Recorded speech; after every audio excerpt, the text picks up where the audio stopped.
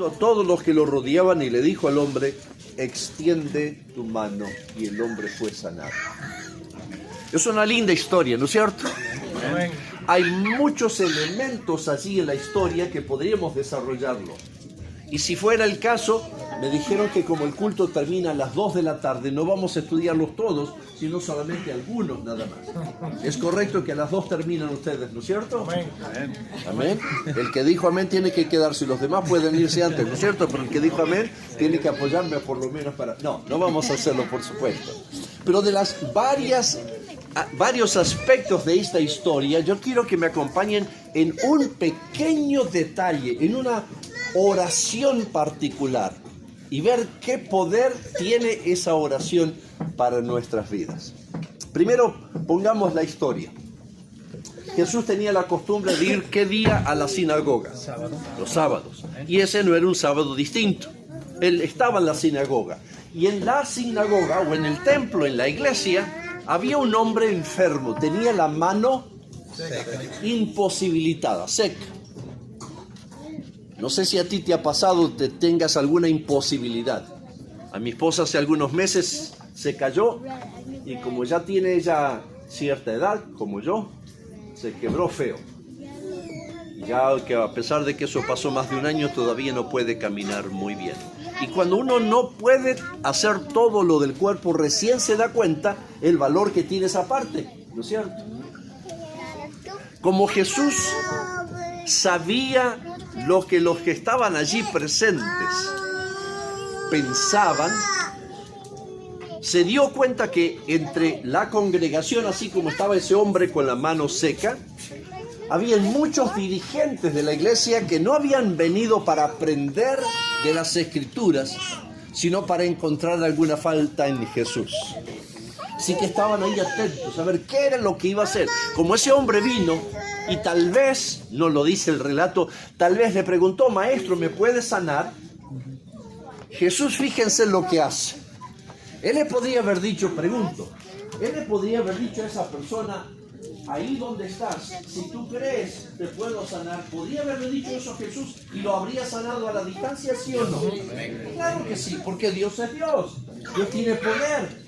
Pero en lugar de hacer eso y pasar medio inadvertido por todos, él le dice a ese muchacho, perdonen por pensar en el muchacho, capaz que era un hombre grande, pero por poner más o menos una edad, le pide al muchacho, vente al frente. Así que le pide, por favor, ven aquí acá conmigo, delante de todos. ¿Y qué hace? ¿Lo sana o no lo sana? Lo sana. Pero mientras viene el muchacho, pasa revista con sus ojos delante de todos los que estaban allí y les hace a esos santos hombres de Dios presentes, en este caso medio pícaros, porque querían encontrar alguna falta de Jesús, les pregunta, díganme, mientras el muchacho viene, ¿la Biblia dice algo si está mal hacer el bien en sábado? ¿La Biblia dice algo que está mal sanar a un enfermo en el día sábado? Y me imagino que nadie respondió, porque el relato por lo menos no dice que alguien respondió. Y seguidamente, después de haberles hecho esa pregunta silenciosa, respondida por los presentes, Jesús sanó. Hermosa historia, muchas aplicaciones. La parte que yo quiero que ustedes me acompañen a reflexionar esta mañana se encuentra en el versículo 8. ¿Quién quiere leer en su Biblia, en voz audible, fuerte, lo que dice ese versículo? Lucas 6, versículo 8. Por favor, lea en voz alta. Pero Jesús, que no conocía sus pensamientos, dijo al hombre, de la mano seca, levántate y ponte en medio de él. Se levantó y se puso de pie. Hay una expresión allí, pero Jesús que sabía qué cosa, Jesús sabía sus pensamientos. De eso quiero hablarles esta mañana. Jesús sabía de los pensamientos de esas personas, del enfermo y de cada uno de ellos, porque Jesús sabe hoy nuestros pensamientos, como sabe el pensamiento de todos, porque Él es Dios. Y como Dios conoce todo lo que hay dentro del corazón que no se puede dar a exterior. Pero además de eso, Jesús conocía los fariseos, los líderes, porque Él había ido a la escuela con ellos, había pasado tiempo con ellos, había escuchado a los maestros que les enseñaban, había jugado en los recreos con ellos. En mi tiempo jugábamos a la bolita. ¿Saben cómo era el juego de la bolita? ¿O alguno de ustedes jugó el juego de la bolita? No puede ser que yo sea el único viejo acá. En mi tiempo teníamos unas, no sé, ¿le llaman ustedes? Marble, sí. ¿Qué nombre tiene ese juego? Canicas, bueno, es lo mismo. ¿Cuántos jugaron a las canicas? ¿Puedo ver? Ah, ahora sí, ahora sí. Me acuerdo que teníamos, había una y con la mía yo tenía que pegarle a la otra, ¿no es cierto?, para moverla y hacerlo como si fuera un partido de fútbol, pero con canicas, con bolitas, el nombre que sea, ¿no es cierto? Él seguramente, Jesús, había jugado las canicas con ellos, porque era niño, estaba estudiando, en otras palabras, Jesús sabía lo que ellos pensaban, no solamente porque era Dios, sino porque pasó tiempo con ellos. Pero así como Jesús pasó tiempo y conocía lo que pensaban los fariseos, los líderes de la iglesia, Jesús también conocía lo que este hombre estaba pasando. Como hoy también Jesús conoce a esa mamá que no tiene esposo y le toca la tarea imposible de criar a sus hijos siendo solita. Como también conoce Jesús hoy a ese joven adolescente porque se están burlando en la escuela, que no sabe qué hacer y está pensando quitarse su vida. Dios conoce, Jesús conoce el corazón de cada persona, porque pasó tiempo con ellos. ¿Se acuerdan de esa expresión de la Biblia que lo acusaban a Jesús porque pasaba y comía con quiénes? Con los pecadores. En otras palabras, Jesús convivía con la gente y por eso sabía lo que ellos pensaban. Elena de White, mi escritora predilecta, describiendo esta particularidad de Jesús, dice lo siguiente en Testimonios para los Ministros, página 189. Aquel que pagara el precio infinito para redimir a los hombres, sabe exactamente cómo tratar con toda alma. En otras palabras, Jesús sabía cómo era cada pez porque él había venido a pescar. Me imagino que aquí entre nosotros hay muchos que les gusta la pesca. Para mí es el más aburrido ejercicio del mundo. 1 hora, 2 horas, 5 horas, nada. Pero hay quienes les gusta. Mi yerno, no tú, el mío, a él le encanta la pesca. Es el único yerno que tengo porque las otras son nueras. Es el que se casó con mi hija. Y le dije, guarda, porque la hija nadie me la toca. Así que me la respetas o te encuentras con este viejo. Claro, él es grandote, así que no creo que le haya asustado, lo siento, pero por lo menos le quise decir algo, ¿no? A él le gusta la pesca. Y se fue a vivir con mi hija y sus 2 niños por periodos cortos de tiempo a Alaska. Trabajando, buscaba trabajo acá, después volvió, después se volvió por 3 meses. Y una de las cosas bonitas que él recuerda de Alaska era que fue a pescar.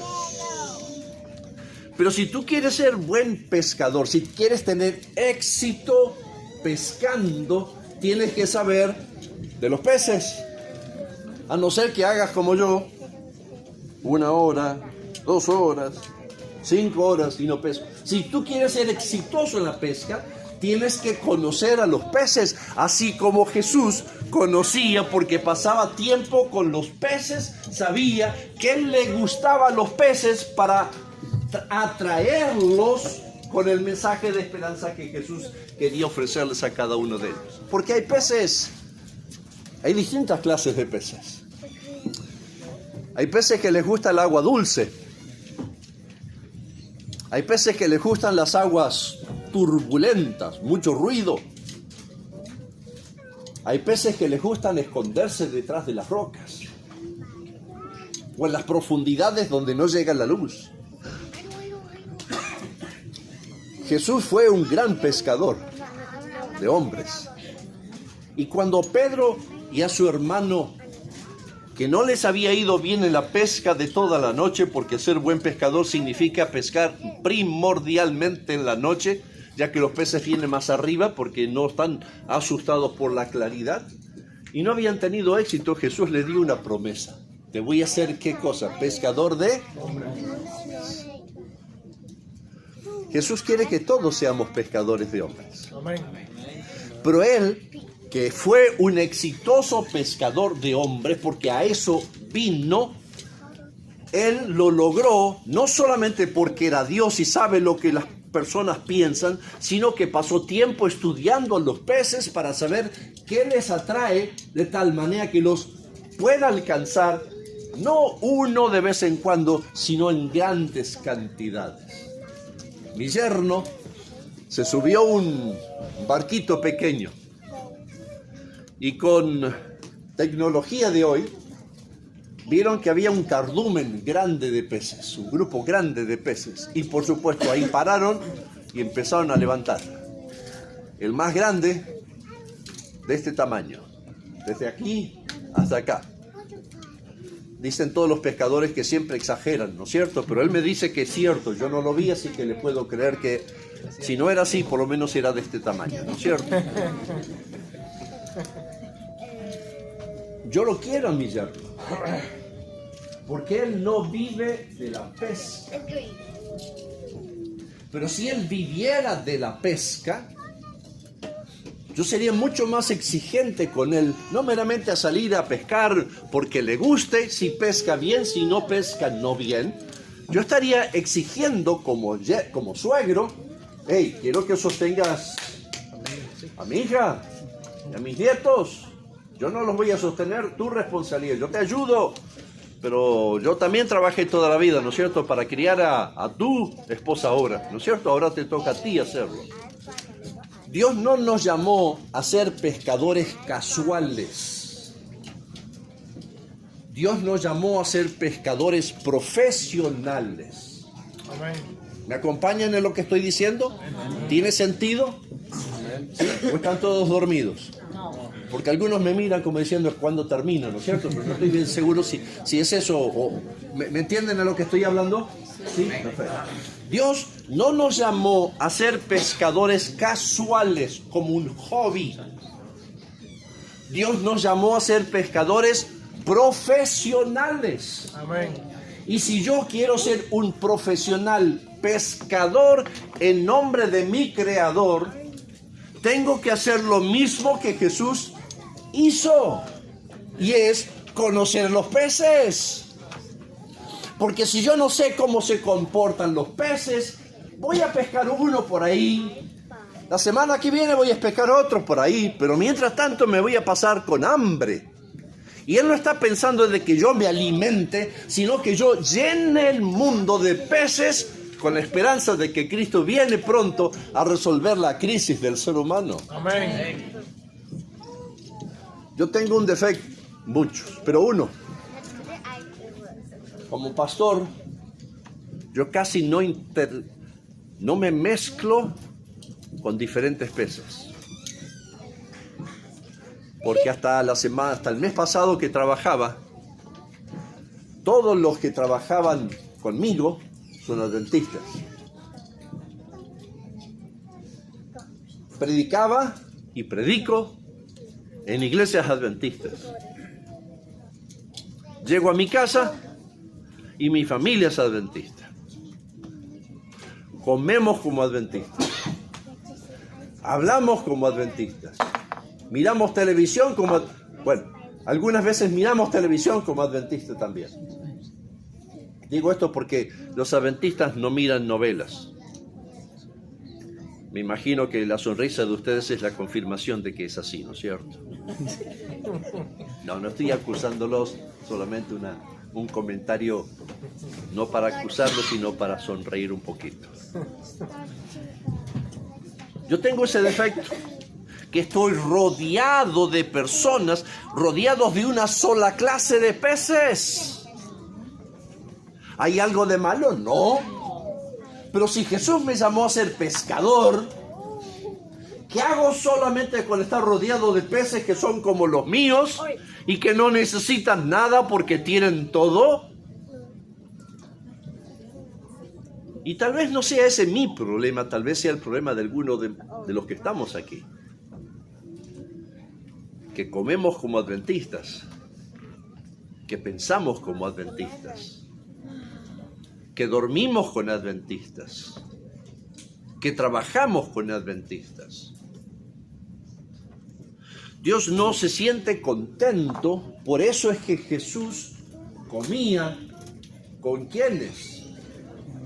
Porque nos estaba dando un ejemplo, diciendo, chicos, hijos míos, yo disfruto de la presencia de ustedes, pero yo quiero que ustedes vayan al mundo, no sean del mundo, pero vivan en el mundo para contagiar al mundo, a los peces que hay en el mundo, de que hay un mundo mejor, que hay esperanzas, que hay seguridad, que hay victoria, que podemos hacerlo en nombre de Él, podemos disfrutar de la vida eterna. Ahora, ¿cómo puedo conocer a los peces?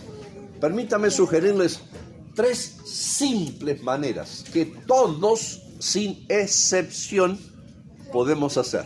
Primero, pasando tiempo con los peces, con esos peces, conociendo los peces, pasando tiempo con ellos. Puede ser que lo mejor en alguna ocasión que podamos hacer para ser pescadores en nombre de Jesús en favor de alguien es tan solo darnos cita en la fiesta de ellos. Vivía en la ciudad de Atlanta hasta hace algunos años y en nuestro vecindario hicieron un barbecue. Había de todo. Y yo tuve que razonar, digo, Señor, si un hermano de la iglesia me ve, ¿qué va a pensar? Porque yo vine acá para pescar, no vine acá para comer chancho, puerco, no sé qué nombre tienen ustedes. ¿Me entienden lo que estoy hablando? ¿Qué nombre le dicen? ¿Puerco? Puerco, cerdo. En Argentina le decimos chancho, porque está tan sucio que es un chancho, ¿no es cierto? Por eso tal vez sea el nombre que se le da. Yo no fui a eso, pero si alguien me ve y recuerda lo que Jesús le preocupaba la imagen, no, le preocupaba la misión que tenía. Y en una iglesia, por cierto, estuve en esa fiesta, comí lo que se podía, me hice amigo con los que había, no éramos muchos, al final no vinieron demasiados, pero mi esposa trajo empanadas de carne vegetariana. Y la gente dijo, ¿y esto qué es? Pero lo comieron y como resultado de eso hubo 2 familias que llegaron a nuestra casa invitadas por mi esposa para saber cómo se hace esa comida rara, esa carne que no es carne. Mi esposa sabe hacerla, yo lo único que sé es comerla, así que no me pidan que dé una clase sobre eso, pero sí, ella sabe hacerlo, como seguramente Maritza lo sabe, como la hija lo sabe y como el yerno no lo sabe, ¿cierto? Exactamente. Porque a él se dedica a comer la comida que ella sabe preparar, ¿no es cierto? Era pastor de una iglesia y unos jóvenes. Ustedes saben que los jóvenes son lindos, de paso. Los felicito a los jóvenes que están aquí presentes esta mañana. Ustedes tienen muchas más distracciones de los que nosotros cuando pasamos en la vida siendo jóvenes. Pero han escogido venir aquí para encontrarse con Jesús. Los felicito. Amén. Un joven en esa iglesia me dice, pastor, había hablado sobre este tema de los peces, de alcanzar a los peces, de conocer a los peces, estar con los peces para traerlos y mostrarles de Jesús. Un joven me dice, pastor, ¿usted dice que nosotros tenemos que estar donde están los jóvenes? Claro que sí. Entonces usted me da permiso para ir a la discoteca. Y ahí vieron que los jóvenes siempre te hacen preguntas que son medio interesantes, ¿no es cierto? Y dentro de mí vino rápido el pensamiento y esta fue la respuesta que le di. Si tú estás presente en la discoteca porque has ido para rescatar, para mostrar a un pez que Jesús tiene mejores respuestas que la discoteca, vas a producir un ambiente incómodo, porque la presencia de del Espíritu Santo va a crear ambiente no grato allí presente. Si eso es lo que se produjo, estás en el lugar correcto. Pero si en lugar de eso estás contento de estar ahí, mejor sale rápido antes de que te entusiasmes demasiado de ese ambiente. Cuando yo era muchacho, siglos atrás,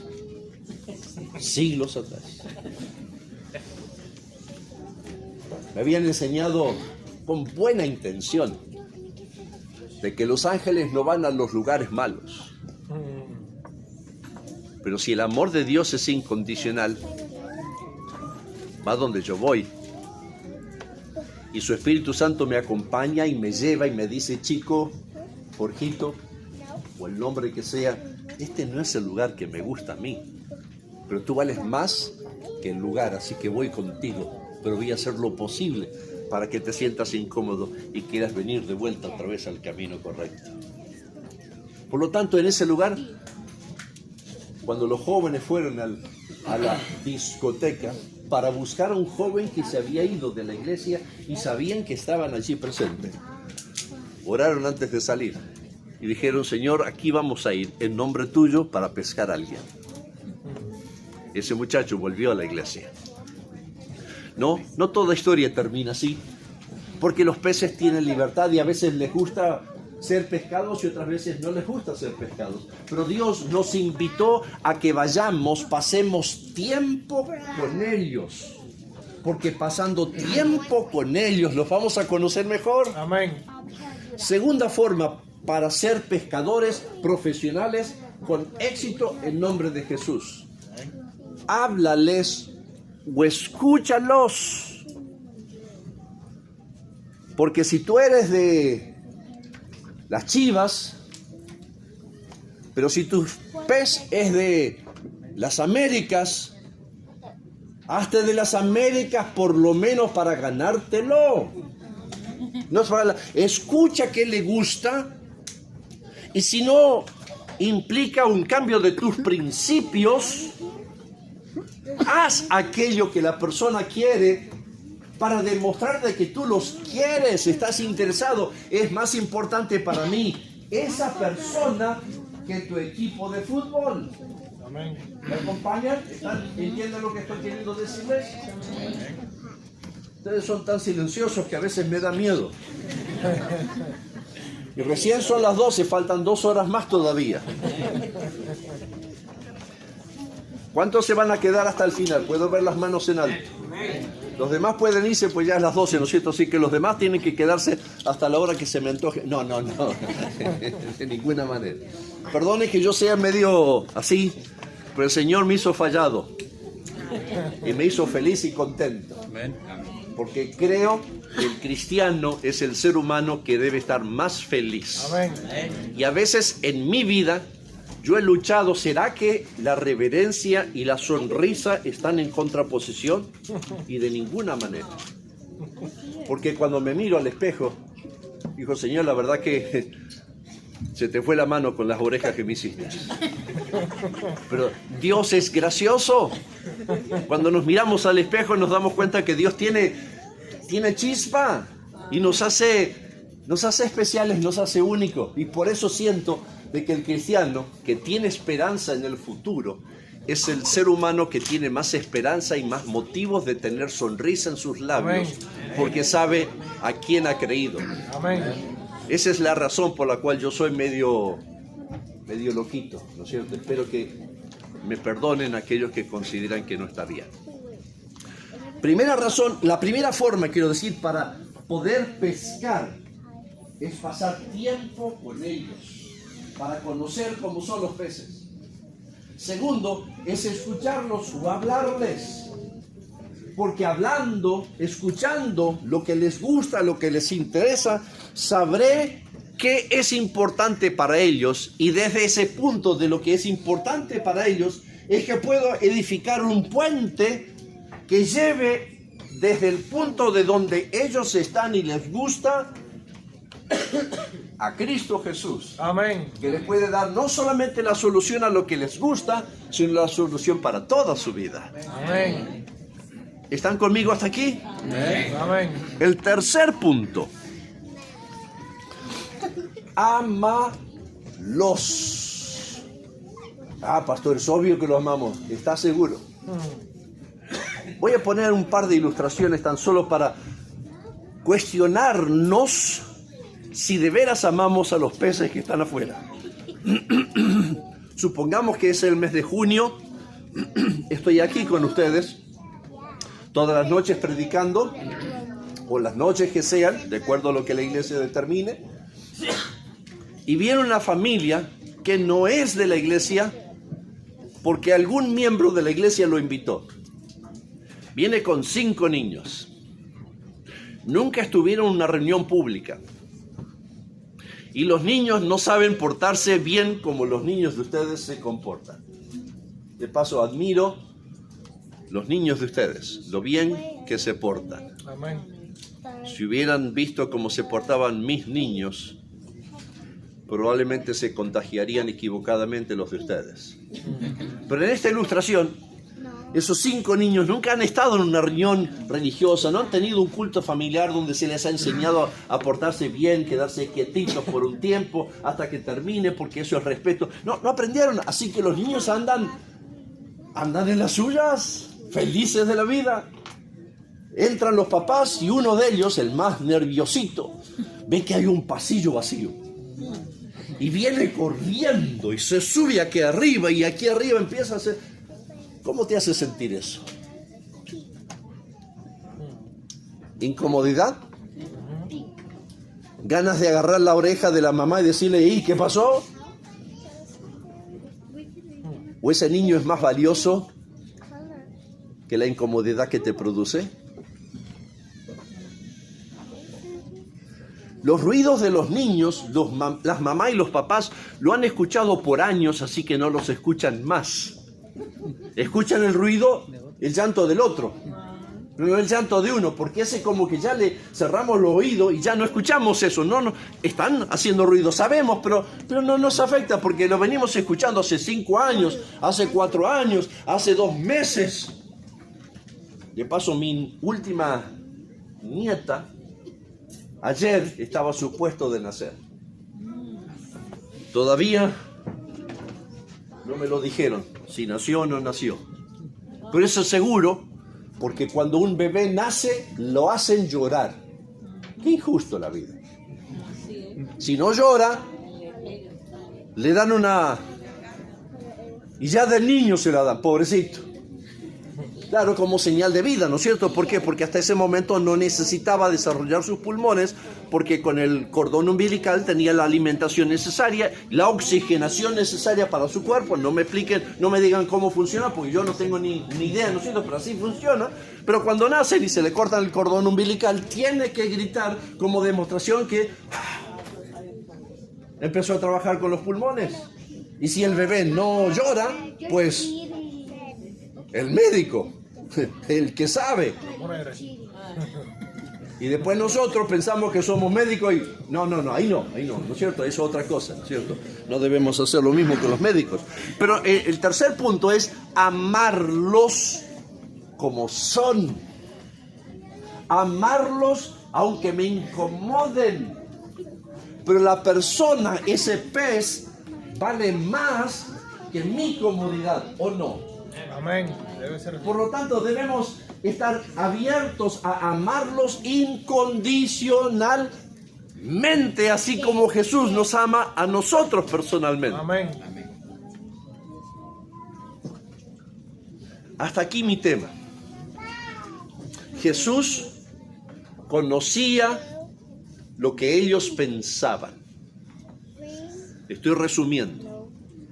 Lo conocía porque era Dios, y como Dios sabe el pensamiento antes que se exprese, y lo sabe de todos los que estamos aquí y de todo el planeta, de los 7.000 millones y más de habitantes que hay en este momento, y de los que hubo y de los que van a haber.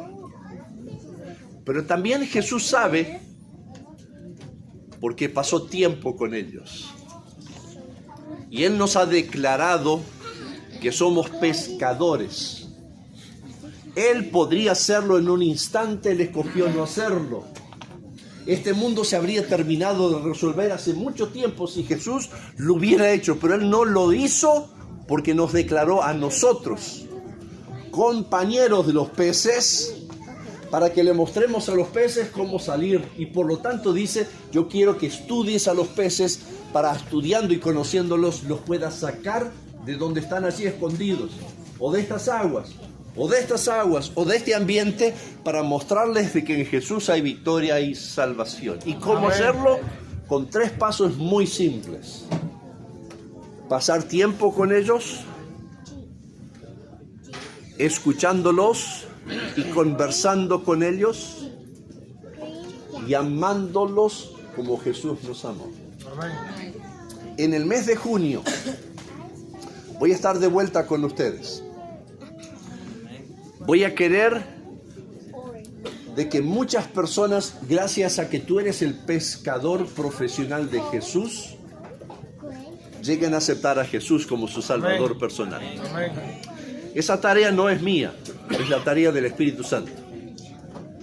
Es la tarea de todos nosotros. Yo hablando y ustedes trayendo a sus amigos para que conozcan de Jesús.